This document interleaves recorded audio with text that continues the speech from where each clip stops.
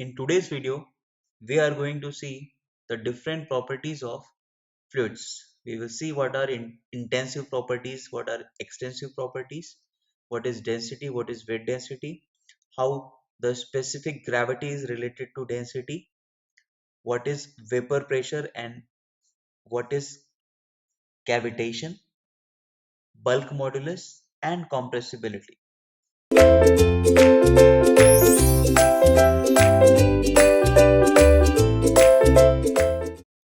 Moving on to the properties of fluids. So any characteristics of a system which something which can give the information about the system is called a property. Any characteristic of a system is called property. Characteristics are required to completely specify the system. Now, properties are considered to be either intensive or extensive. Any property of system we can categorize into either intensive or extensive property. Now, what are those? Intensive properties are those that are independent of the mass of the system, such as temperature, pressure, and density. So, temperature, pressure, and density they are independent of mass. Just try to remember this. It will be easy for you then. Now, suppose if we talk about intensive, so intensive, just remember this independent. So this part will let you help in memorizing what is intensive property. Always remember independent of mass, intensive. Now, if that is the case, then what will be extensive property? Extensive properties are those whose values depend on the size or extent of the system. In other words, we can say the properties are mass dependent, right? The properties here will be mass dependent. For better understanding, let us see a diagram. So here, let us block, we have a block. This is our system in which there are various properties such as mass, this is volume, this is temperature, this is pressure, and this is density. So what will happen if we split up this block into two different parts? So once we split it up, so then we can see the moment we split, so the properties which also got splitted, they are known as extensive properties because they will depend on the mass. So because mass of the block is halved, this is half block only and this is also half block only. So they are mass dependent extensive properties. You can see mass is half and volume is also half. But suppose the temperature of this was, suppose the temperature of this block was 40 degree. So here also the temperature will be 40 degree. There will be no change. Same thing is true for pressure and density. Pressure will be equal here, density will be equal here. So we can say this temperature, pressure and density, they are intensive properties. They are independent of mass. To have a better idea, we will take a look on few more properties. Now, check with me.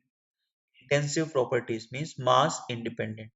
Boiling point, intensive property. Color, intensive. It doesn't matter what is the mass. Color is independent of mass. Temperature, independent of mass. Luster, independent of mass. Hardness also independent of mass. Whether it is 10 kg or 5 kg, it doesn't matter for hardness. The surface matters. Now, when it comes to extensive properties, so the volume definitely depends on the mass. Mass also dependent on mass, obviously extensive property. Size, weight, length, they all depend on the mass. If you cut it, length will be half, mass will also be half. So these are the extensive properties. So any property can be categorized intensive or extensive properties. Now we'll focus on few properties which are important from subject point of view. So the very first and important property is density. How density is defined? Density is defined as mass per unit volume. Density of a substance in general depends on temperature and pressure. It depends on temperature and pressure. Now, density can be represented with the symbol rho, and this is also defined as like rho is equals to mass per unit volume. Now, what will be the unit of density? Kg for the mass and meter cube for the volume. So, normal SI unit will be kg per meter cube. But if you talk about like unit, if you want to know in CGS unit, then what to do? In CGS unit, the unit of mass, the unit of mass will be gram, and instead of meter, they use centimeter cube. Sometimes this is also given as gram per cc. Cc stands for centimeter cube, right? So the unit also important. Unit is also important. You should know what is density. Now the most common fluid which you use is water. Suppose you talk about water. The density of water is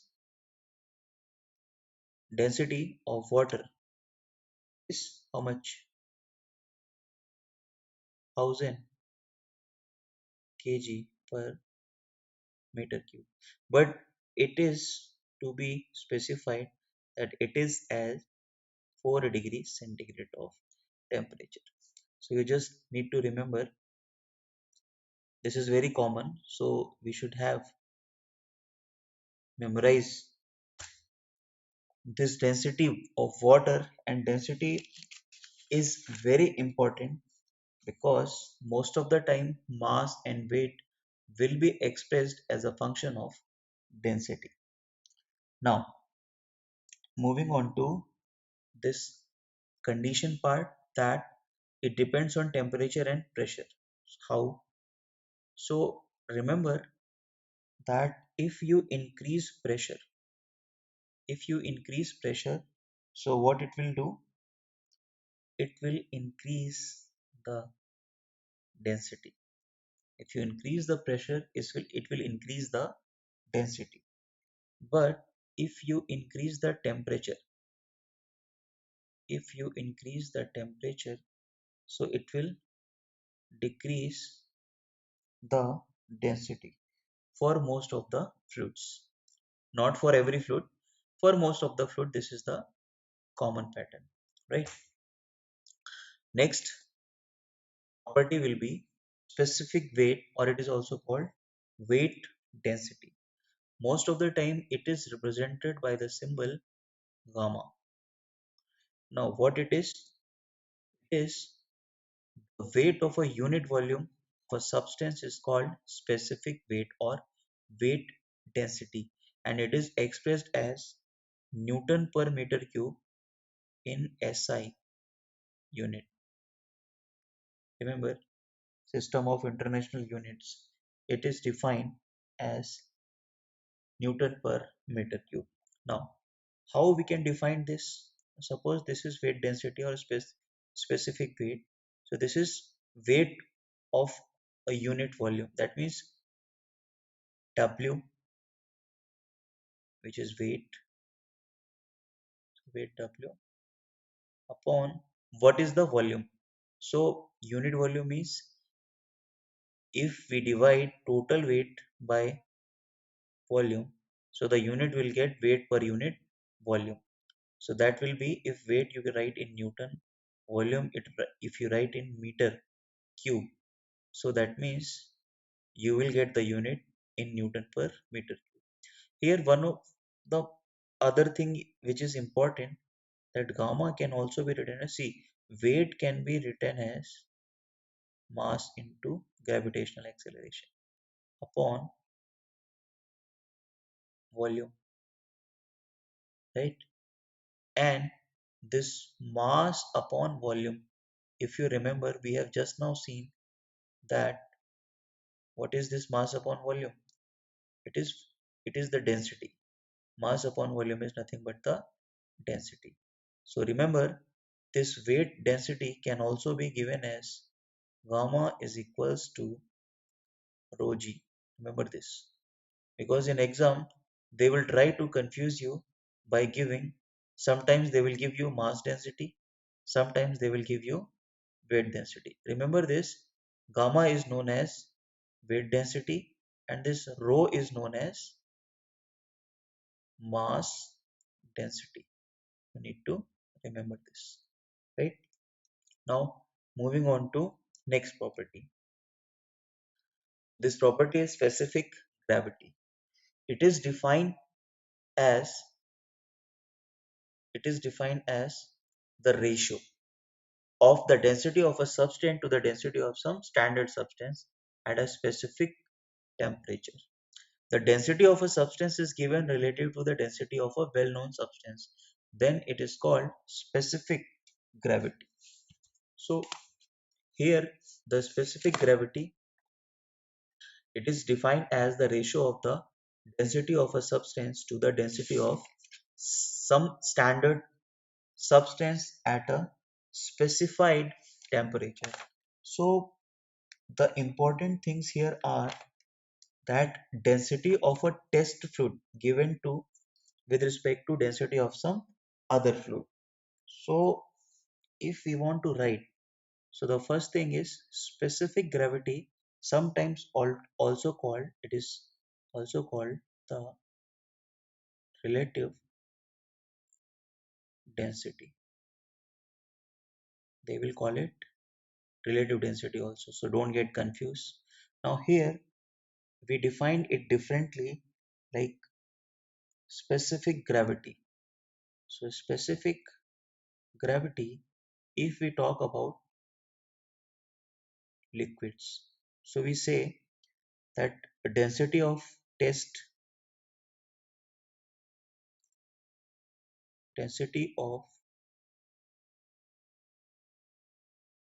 test fluid for which specific gravity you want to calculate, divide by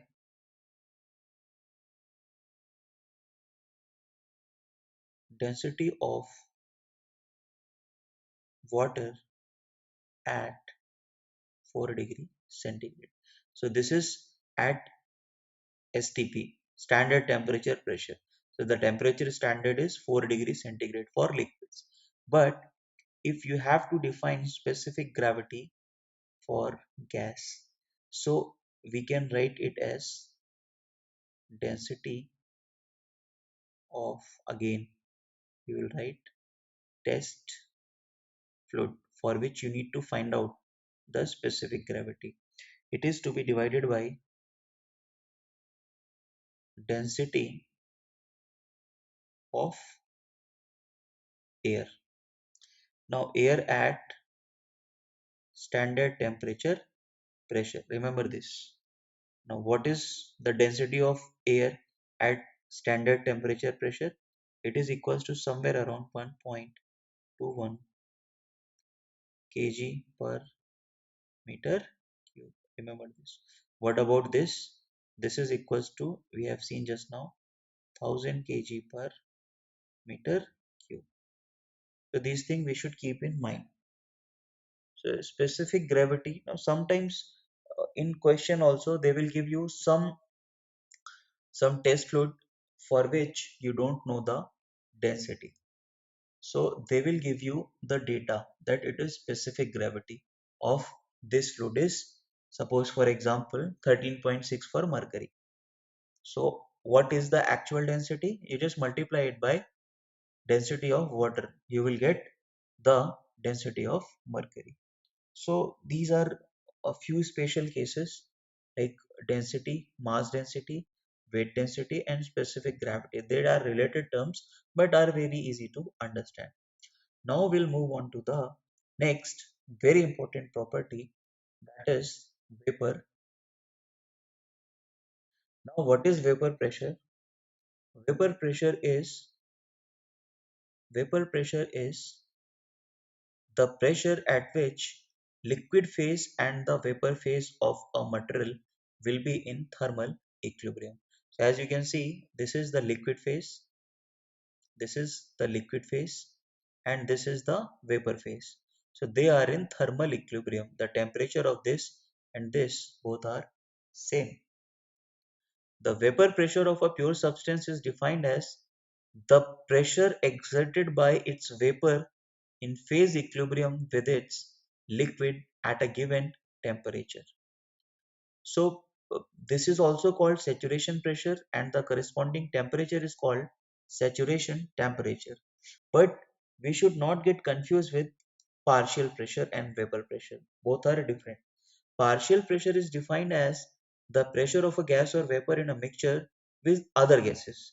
For example, atmospheric air is a mixture of dry air and water vapor. Remember this. If you talk about atmospheric air, so this is a mixture of dry air plus water vapor. Remember this. And atmospheric pressure is the sum of the partial pressure of dry air and the partial pressure of water vapor. The partial pressure of water vapor constitutes a small fraction, usually under 3% of the atmospheric pressure, since air is mostly nitrogen and oxygen. The partial pressure of a vapor must be less than or equal to the vapor pressure if there is no liquid present. However, when both vapor and liquid are present and the system is in phase equilibrium, the partial pressure of the vapor must equal the vapor pressure and the system is said to be saturated. Then the system will be said to be saturated. The rate of evaporation from open water bodies such as lakes is controlled by the difference between the vapor pressure and the partial pressure. Remember, both are different. For example, the vapor pressure of water at 20 degrees centigrade is 2.34 Kelvin. Remember this, vapor pressure PV for water is equals to 2.34 kilopascal at 20 degree centigrade. Therefore, a bucket of water at 20 degrees centigrade left in a room with dry air. Now, if we have a bucket of water, if we have a bucket of water at 20 degrees centigrade left in a room with dry air at 1 atm, that means pressure of the air, this pressure of the air is atmospheric, right? Pressure of the air is atmospheric here. So what will happen? The water will continue evaporating until one of the two things happens. What can happen? Two things can happen. The first is the water evaporates away. There is not enough water to establish phase equilibrium. So the possibility, one of the possibility is that this water will keep on evaporating from the surface, and if the phase equilibrium is not achieved, then all the water will be lost to the atmosphere. All the water will be lost to the atmosphere. Or the second phenomena, the evaporation stops when the partial pressure of the water vapor in the room rises to 2.34 kilopascal, at which point the phase equilibrium is established. So this can also be understood with a simple phenomenon that you have seen everywhere. That suppose, you know, at your home there is cleaning of house, right? So if you clean the floor with water and you wipe it away, then what happens? Water. Do you see boiling of water? No, you don't see. Water doesn't boil there, but ultimately it vanishes. all the water present at the floor will definitely lost to the atmosphere. Why is that happening? That happens only because of the difference between partial pressure and vapor pressure. That is the reason it will go away completely. So I hope you have got some understanding of vapor pressure. Now, vapor pressure can also be defined as the vapor pressure of a pure substance is defined as the pressure exerted by its vapor in phase equilibrium with its liquid at a given temperature. Vapor pressure is also called saturation pressure, and the corresponding temperature is called saturation temperature. Vapor pressure, it increases with the temperature, and the other important property is boiling occurs when external absolute pressure exerted upon the liquid and vapor pressure becomes equal. So this boiling is actually more dangerous for us. This boiling is more dangerous for us. Next property that is related to vapor pressure, it is cavitation. The reason for our interest in vapor pressure is the possibility of the liquid pressure in liquid flow system dropping below the vapor pressure at some location and the resulting unplanned vaporization. For example, for example, water at 10 degrees centigrade, water at 10 degrees centigrade may vaporize and form bubbles at locations such as the tip regions of impellers or suction sites of pumps where the pressure drops below 1.23 kilopascal, that is less than the atmospheric pressure. The vapor bubbles called cavitation bubbles since they form cavities in the liquid collapse as they are swept away from the low pressure region, generating highly destructive extremely high pressure waves. So this phenomena, which is a common cause for a drop in performance and even the erosion of impeller blades, is called cavitation. This is an important consideration in the design of hydraulic turbines and pumps. Vapor bubbles, called cavitation bubbles since they form cavities in the liquid, collapse as they are swept away from the low pressure regions, generating highly destructive extremely high pressure waves. So there will be noise and vibration also. Because of that highly destructive waves colliding with the surface of your device, there will be erosion of material. So that is also resulting unbalanced forces. This phenomena, which is a common cause for drop in performance and even the erosion of impeller blades, is called cavitation. It is an important consideration in the design of hydraulic turbines and pumps. Right. So next is the image of aluminium surface which was exposed to cavitation. This is actually 13 centimeter thick aluminium surface which was exposed to a region in which cavitation bubbles were generating for around 2.5 hours. So you can see how destructive this cavitation can be, right?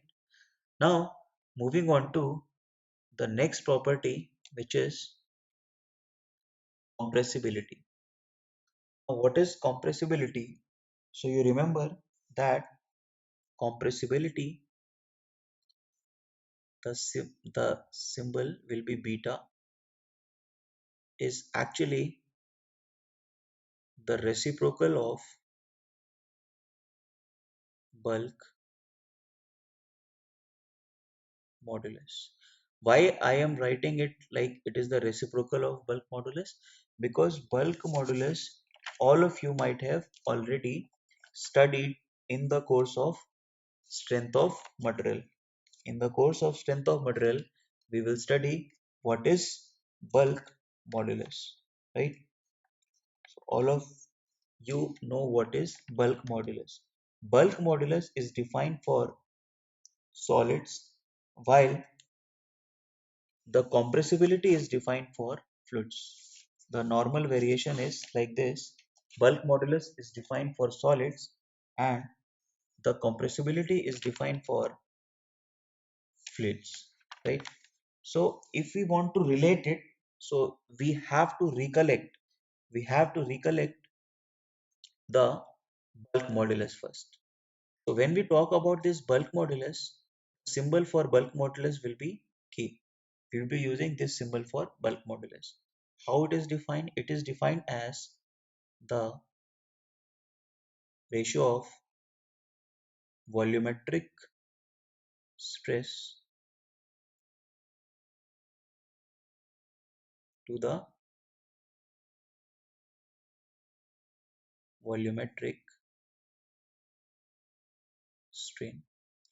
Now, if we talk about volumetric stress to the volumetric strain with respect to our fluids, so you remember that the volumetric stress can be represented by dP, change in pressure, and the volumetric strain can be represented by dV over V because fluids are subjected to compressive forces only. There is no tensile force in fluid except very little surface tension. So when we talk about normal force, it cannot be tensile, it will be compressive only. So this can be written for bulk modulus. But the K value appears to be minus this V will go up dP upon dV. Now we know that mass is equals to volume into density, which is constant. If we differentiate mass with respect to like some derivative, then how to differentiate it? From the first principle of mathematics, we can write rho dV, first term derivation of second term plus second term derivation of first term. Because this is constant, so this will be 0. So from here, we will get dV upon V is equals to minus d rho upon rho.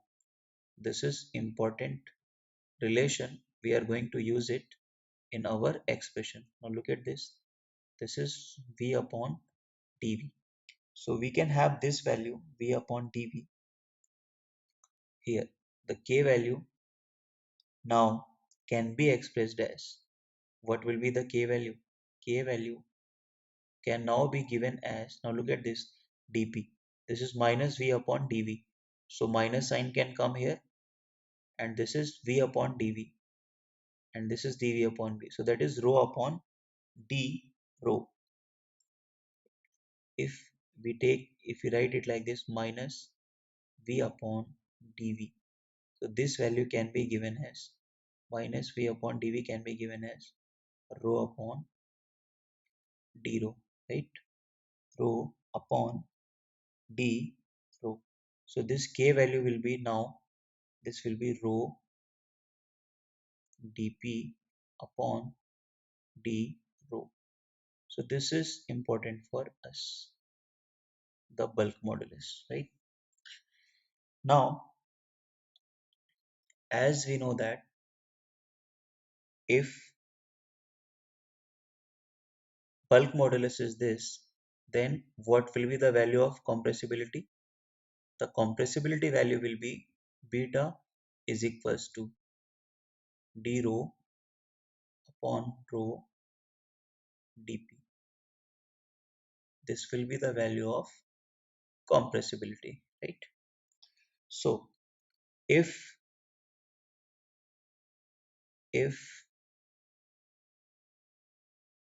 beta value is 0, it means fluid is incompressible. It means fluid is incompressible. When it can happen? When change in density is equals to 0. Remember this. Beta value 0, it can happen only if the change in density is 0, right? Now this k value, we have some standard cases, can be given as 0.103 megapascal for air. This k value can be given as 2060 megapascal for water. And just to have some idea, approximately 2060